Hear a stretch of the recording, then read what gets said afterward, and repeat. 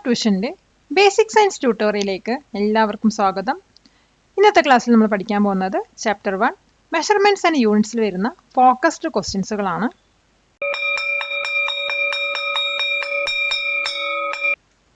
Question: what is a light year?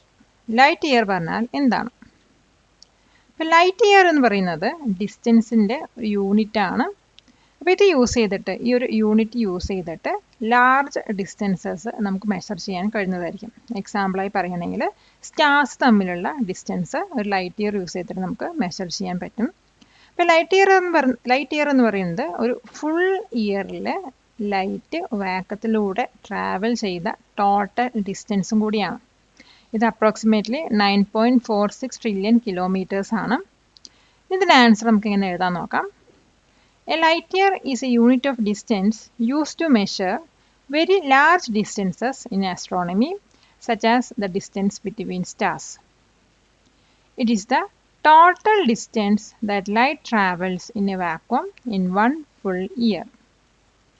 It is approximately 9.46 trillion kilometers. Question: what is an astronomical unit or AU? Astronomical unit പറഞ്ഞാൽ എന്താണ്? ഇപ്പോൾ astronomical unit പറയുന്നത് ലെങ്ത്തിൽ വരുന്ന unit ആണ്. ഈ ഒരു യൂണിറ്റ് യൂസ് ചെയ്തിട്ട് നമുക്ക് സോളാർ സിസ്റ്റത്തിൻ്റെ ഉള്ളിലുള്ള ഡിസ്റ്റൻസസ് കാൽക്കുലേറ്റ് ചെയ്യാൻ പറ്റും. അപ്പോൾ ഒരു AU എന്ന് പറയുന്നത് നമ്മുടെ എർത്തിൻ്റെ സെൻറ്ററിൽ നിന്നും സണ്ണിൻ്റെ സെൻറ്റർ വരെയുള്ള ആവറേജ് ഡിസ്റ്റൻസ് ആയിട്ടാണ് ഡിഫൈൻ ചെയ്തിരിക്കുന്നത്. ഇത് വന്നിട്ട് ഒരു 150 മില്യൺ കിലോമീറ്റേഴ്സ് ആയിട്ടാണ് കാൽക്കുലേറ്റ് ചെയ്തിരിക്കുന്നത്. അപ്പോൾ ഇതിൻ്റെ ആൻസർ നമുക്ക് ഇങ്ങനെ എഴുതാൻ നോക്കാം.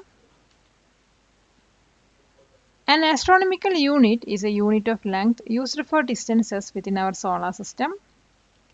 One AU is defined as the average distance from the center of the Earth to the center of the Sun. It is about 150 million kilometers. Question: why are larger units like quintal and ton used for mass? എന്തുകൊണ്ടാണ് quintal ton പോലെയുള്ള larger units mass measure ചെയ്യാൻ use ചെയ്യുന്നത്? ഇപ്പോൾ quintal പറയുന്നത് 100 kg, ton പറയുന്നത് 1000 kg ആണ്. അപ്പോൾ ഈ ലാർജർ യൂണിറ്റ്സ് ഒക്കെ യൂസ് ചെയ്തിട്ടാണ് ഹെവി ഒബ്ജക്ട്സിൻ്റെ മാസ് മെഷർ ചെയ്യുന്നത്. ഒരു ട്രക്കിൻ്റെ വെയിറ്റ് നമുക്ക് 5000 kilograms എന്ന് പറയുന്നതിനേക്കാളും 5 tons എന്ന് പറയാനായിരിക്കും കൂടുതൽ കൺവീനിയൻറ്റ്. അതുകൊണ്ട് തന്നെ ഇത്തരം യൂണിറ്റ്സ് വന്നിട്ട് ലാർജ് നമ്പേഴ്സിനെ ഈസി ആക്കി ഡീൽ ചെയ്യാൻ നമുക്ക് ഹെൽപ്പ് ചെയ്യുന്നുണ്ട്.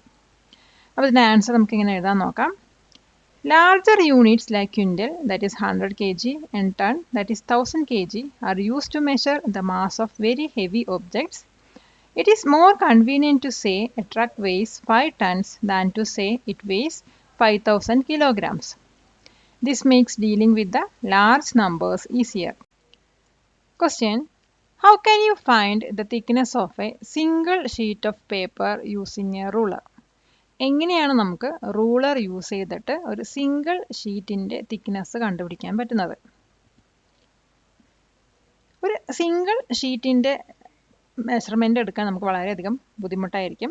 അതുകൊണ്ട് തന്നെ നമുക്ക് ആദ്യം എന്താ ചെയ്യേണ്ടത് വെച്ചാൽ ഒരു സ്റ്റാക്ക് ഓഫ് പേപ്പേഴ്സ് എടുക്കാം. അതായത് 100 ഷീറ്റുള്ള ഒരു സ്റ്റാക്ക് ഓഫ് പേപ്പേഴ്സ് എടുക്കാം. എന്നിട്ട് ഇതിൻ്റെ തിക്നെസ് നമുക്ക് റൂളർ യൂസ് ചെയ്തിട്ട് മെഷർ ചെയ്യാം. അതിനുശേഷം നമുക്ക് കിട്ടിയ ടോട്ടൽ തിക്നെസ്സിനെ ഈ നമ്പർ ഓഫ് പേപ്പേഴ്സ്, ഇപ്പോൾ നമ്മൾ 100 ഷീറ്റാണ് എടുക്കുന്നത്, അപ്പോൾ ആ 100 ഷീറ്റ് കൊണ്ട് ഡിവൈഡ് ചെയ്ത് കഴിഞ്ഞാൽ നമുക്ക് ഒരു ഷീറ്റിൻ്റെ തിക്നെസ് കിട്ടുന്നതായിരിക്കും. അപ്പോൾ ഇതിൻ്റെ ആൻസർ നമുക്ക് ഇങ്ങനെ എഴുതാൻ നോക്കാം. It is difficult to measure one sheet, so first make a stack of many papers, for example 100 sheets. Measure the total thickness of the stack using a ruler. Then divide the total thickness by the number of papers, that is 100, to find the approximate thickness of one sheet. ഈ video ഉപകാരപ്പെട്ടുവെങ്കിൽ like ചെയ്യൂ, share ചെയ്യൂ. Question: name 2 instruments used to measure length. Length measure ചെയ്യാൻ use ചെയ്യുന്ന 2 ഇൻസ്ട്രുമെൻസിൻ്റെ പേര് എഴുതുക. അപ്പോൾ length measure ചെയ്യാൻ use ചെയ്യുന്ന 2 ഇൻസ്ട്രുമെൻസ് ആണ് മീറ്റർ സ്കെയിൽ, അത് നമ്മുടെ സാധാരണ റൂളറും പിന്നെ വന്നിട്ട് മെഷറിംഗ് ടേപ്പാണ്. അപ്പോൾ മീറ്റർ സ്കെയിൽ വന്നിട്ട് ഫ്ലാറ്റ് സർഫസിലുള്ള ഷോർട്ടും സ്ട്രെയിറ്റുമായിട്ടുള്ള ലെങ്ത്തുകൾ മെഷർ ചെയ്യാൻ വളരെ ഹെൽപ്ഫുൾ ആണ്. അതേസമയം മെഷറിംഗ് ടേപ്പ് പറയുന്നത് ഫ്ലെക്സിബിൾ ആണ്. ഇത് യൂസ് ചെയ്തിട്ട് നമുക്ക് കേർവ്ഡ് ഡിസ്റ്റൻസും അതുപോലെ ലോങ്ങർ ഡിസ്റ്റൻസും ഒക്കെ മെഷർ ചെയ്യാൻ കഴിയുന്നതായിരിക്കും. അപ്പോൾ ഇതിൻ്റെ ആൻസർ നമുക്ക് ഇങ്ങനെ എഴുതാൻ നോക്കാം. Two common instruments used for measuring length are the meter scale or ruler and the measuring tape. A meter scale is good for measuring short, straight length on a flat surface. A measuring tape is flexible and better for measuring longer or curved distances. Question: why should we write unit symbols in lowercase unless they are named after a person? എന്തുകൊണ്ടാണ് നമ്മൾ unit സിമ്പിൾസിന് lower കേസിൽ എഴുതുന്നത്? അത് വന്നിട്ട് മറ്റൊരു പേഴ്സണിൻ്റെ പേരിലാണെങ്കിൽ എന്തുകൊണ്ടാണത് capital ലെറ്ററിൽ എഴുതുന്നതാണ് ചോദിക്കുന്നത്. ഒരു ക്ലിയറും കൺസിസ്റ്റൻറ്റുമായ standard maintain ചെയ്യാൻ വേണ്ടിയിട്ട് ഇൻ്റർനാഷണൽ റൂളാണ് എല്ലാവരുടെയും യൂണിറ്റിന് സിമ്പിൾസ് കൊടുക്കുന്നതിൽ യൂസ് ചെയ്യുന്നത്. അപ്പോൾ ഒരു കൺഫ്യൂഷൻ പ്രിവെൻറ്റ് ചെയ്യാനാണ് മീറ്റർ പറഞ്ഞ യൂണിറ്റിന് എം, അതുപോലെ കിലോഗ്രാം പറഞ്ഞ യൂണിറ്റിന് സ്മോൾ ലെറ്റർ kg ഒക്കെ കൊടുക്കുന്നത്. ഇനി ഒരു യൂണിറ്റ് വന്നിട്ട് ഒരു വ്യക്തിയുടെ പേരിന്മേലാണ് വരുന്നതെങ്കിൽ അത് വന്നിട്ട് എപ്പോഴും നമ്മൾ അപ്പർ കേസ് ലെറ്റേഴ്സിൽ തന്നെയാണ് യൂസ് ചെയ്യുന്നത്. ഇപ്പോൾ ഒരു എക്സാമ്പിൾ എടുക്കുകയാണെങ്കിൽ ന്യൂട്ടൻ്റെ യൂണിറ്റ് എന്താണ്? എൻ ആണ് നമ്മൾ എടുക്കുന്നത്. ഇത് വന്നിട്ട് ഐസക് ന്യൂട്ടൻ്റെ മേലിൽ വന്ന ഒരു യൂണിറ്റ് ആണ്. അപ്പോൾ ഇത് വന്നിട്ട് സയൻറ്റിസ്റ്റിന് ക്രെഡിറ്റ് കൊടുക്കാനാണ് നമ്മളിങ്ങനെ ക്യാപിറ്റൽ ലെറ്റർ യൂസ് ചെയ്യുന്നത്. അപ്പോൾ ഇതിൻ്റെ ആൻസർ നമുക്ക് എങ്ങനെ എഴുതാൻ നോക്കാം. We follow this international rule to maintain a clear and consistent standard everywhere. Writing m for meter and kg for kilogram prevents confusion. Using uppercase letters only for units named after people like N for Newton gives credit to the scientist. High school വിദ്യാർത്ഥികൾക്കായി ചെറിയ batch സൈസുകളായിട്ടുള്ള tuition ക്ലാസുകൾക്ക് പുറമെ video നോട്ട്സുകൾ, പതിവായുള്ള ടെസ്റ്റുകൾ, പരീക്ഷ, revision എന്നിവയിലൂടെ മികച്ച വിജയത്തിന് വഴിയൊരുക്കുന്ന top tuition സെന്ററിൽ ഇന്ന് തന്നെ ജോയിൻ ചെയ്യൂ. Question: how many seconds are there in 1 hour? ഒരു ഹവറിൽ എത്ര സെക്കൻഡ്സ് ആണ് ഉള്ളത്? ഇപ്പം നമുക്കറിയാം ഒരു മിനിറ്റിൽ 60 സെക്കൻഡ്സ് ആണ്, അതേസമയം ഒരു ഹവറിൽ 60 മിനിറ്റ്സും ആണ്. അപ്പോൾ ടോട്ടൽ നമ്പർ ഓഫ് സെക്കൻഡ്സ് എങ്ങനെ കാൽക്കുലേറ്റ് ചെയ്യുക വെച്ചാൽ നമുക്ക് 60 × 60 ആണ് ചെയ്യേണ്ടത്. അപ്പോൾ 60 × 60 പറയുന്നത് 3600 സെക്കൻഡ്സ് ആണ് ഒരു ഹവറിൽ നമുക്കുള്ളത്. അപ്പോൾ ഇതിൻ്റെ ആൻസർ നമുക്ക് എങ്ങനെ എഴുതാൻ നോക്കാം. There are 60 seconds in a minute and 60 minutes in an hour. So the total number of seconds in 1 hour is 60 multiplied by 60. This gives a total of 3600 seconds in 1 hour. Question: what are the SI units for area and density? Are they fundamental or derived? ഏരിയയുടെയും ഡെൻസിറ്റിയുടെയും SI units എന്തൊക്കെയാണ്? അവ വന്നിട്ട് fundamental ആണോ അല്ലെങ്കിൽ derived quantities ആണോ എന്ന് പറയാം. ഇപ്പോൾ SI unit, ഏരിയയുടെ SI യൂണിറ്റ് എന്ന് പറയുന്നത് സ്ക്വയർ മീറ്റർ ആണ് അല്ലെങ്കിൽ മീറ്റർ സ്ക്വയർ ആണ്. അതേസമയം ഡെൻസിറ്റിയുടെ SI യൂണിറ്റ് പറയുന്നത് കിലോഗ്രാം പെർ ക്യൂബിക് മീറ്റർ ആണ് അല്ലെങ്കിൽ kg പെർ മീറ്റർ ക്യൂബാണ്. അപ്പോൾ ഈ ഡെൻസിറ്റിയും ഏരിയയും രണ്ടും ഡിറൈവ്ഡ് ക്വാണ്ടിറ്റീസ് ആണ്.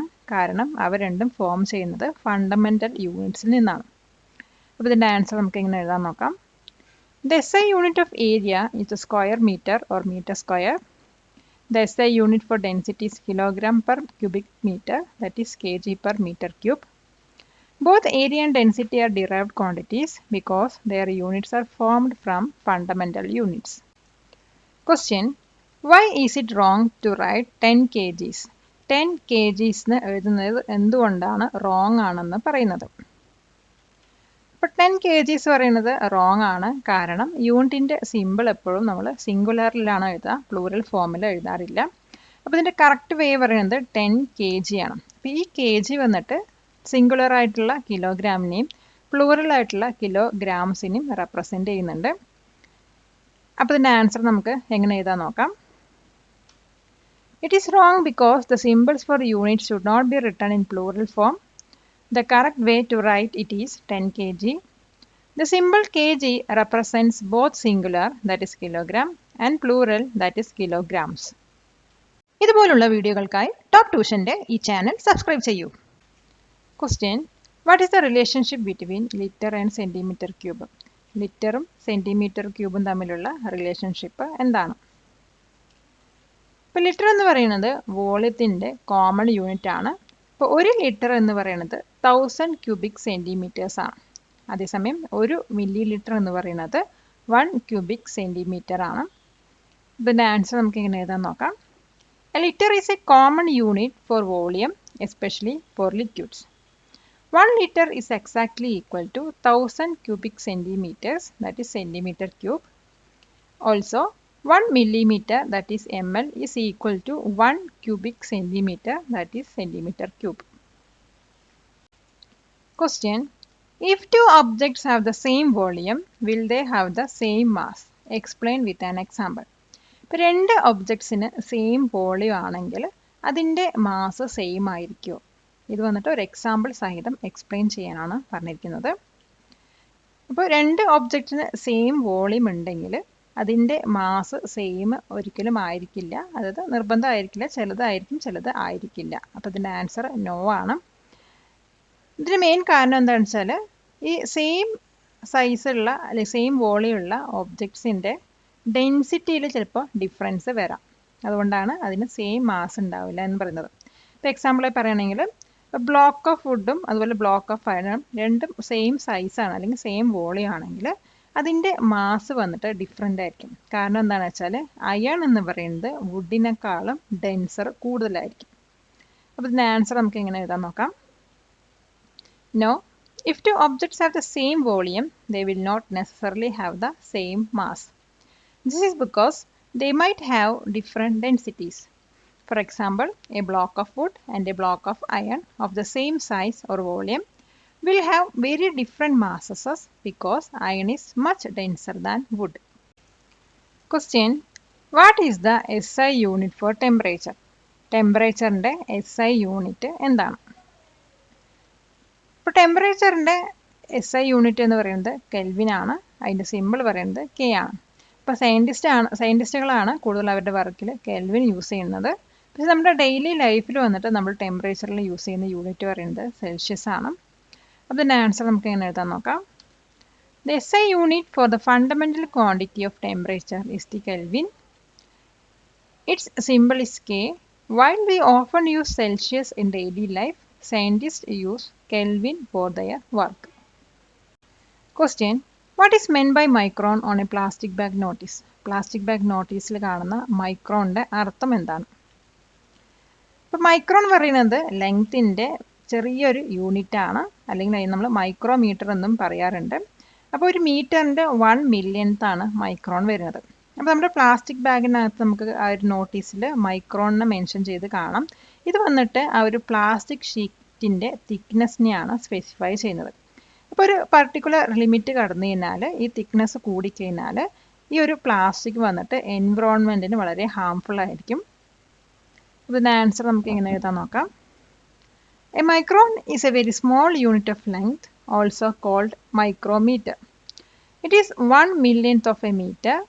The notice about plastic bags mentions microns to specify the thickness of the plastic sheet, which must be above a certain limit to be less harmful to the environment. Question: why should you not mix the name of a unit with its symbol when writing it? അപ്പോൾ ഒരു unit എഴുതുന്ന സമയത്ത് അതിൻ്റെ പേരും അതിൻ്റെ സിമ്പിളും കൂടെ mix ചെയ്ത് എഴുതാൻ പാടില്ല എന്ന് പറയാനുള്ള കാരണം എന്താണ്? അപ്പോൾ നമ്മൾ ഒരു യൂണിറ്റ് എഴുതുന്ന സമയത്ത് അതിൻ്റെ പേരും അതിൻ്റെ സിമ്പിളും മിക്സ് ചെയ്യാൻ പാടില്ല. ഇത് വന്നിട്ട് കൺഫ്യൂഷൻ അവോയ്ഡ് ചെയ്യാനും അതുപോലെ തന്നെ ഒരു ക്ലിയർ സ്റ്റാൻഡേർഡ് മെയിൻറ്റെയിൻ ചെയ്യാനുമാണ്. ഫോർ എക്സാമ്പിൾ പറയുകയാണെങ്കിൽ കിലോഗ്രാം പെർ ക്യൂബിക് മീറ്റർ അല്ലെങ്കിൽ kg പെർ മീറ്റർ ക്യൂബ്, ഇതിൽ ഏതെങ്കിലും ഒന്ന് മാത്രം നമുക്ക് എഴുതാൻ പറ്റുള്ളൂ. അല്ലാതെ കിലോഗ്രാം പെർ മീറ്റർ ക്യൂബ് എന്ന് എഴുതിക്കഴിഞ്ഞാൽ അത് ഇൻകറക്റ്റ് ആയിരിക്കും. അതുപോലെ തന്നെ അത് അൺപ്രൊഫഷണൽ ആയിരിക്കും. അപ്പോൾ ഇതിൻ്റെ ആൻസർ നമുക്ക് എങ്ങനെ എഴുതാൻ നോക്കാം. You should not mix the name of a unit with its symbol to avoid confusion and maintain a clear standard. For example, you should write kilogram per cubic meter or kg per meter cube. Writing kilogram per meter cube is incorrect and looks unprofessional. Palakkad നിവാസികളെ ഞങ്ങളുടെ class room ട്യൂഷനിലേക്ക് സ്വാഗതം ചെയ്യുന്നു. മറ്റൊരു വീഡിയോയുമായി വീണ്ടും കാണാം.